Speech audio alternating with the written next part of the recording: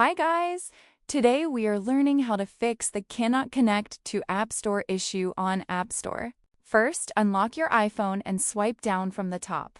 Now open the Control Center and check your internet connection. Make sure your Wi-Fi or mobile data is stable. Now check if airplane mode is on. If it is enabled, turn it off immediately.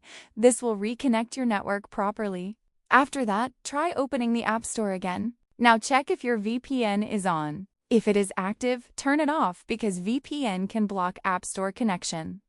After disabling it, your internet will work more normally. So try again after turning it off. If the issue still continues, open Settings on your iPhone. Now tap on your Apple ID name at the top. This will open your account settings. From here, we can reset the login connection. Now scroll down and tap on Sign Out. After that, sign in again with your Apple ID. This refreshes your App Store connection. Most of the time, this fixes the issue immediately. And that's how you can fix cannot connect to App Store on iPhone step by step. Now, your App Store should work normally again. If this tutorial helped you, make sure to subscribe and leave a comment for more easy guides like this.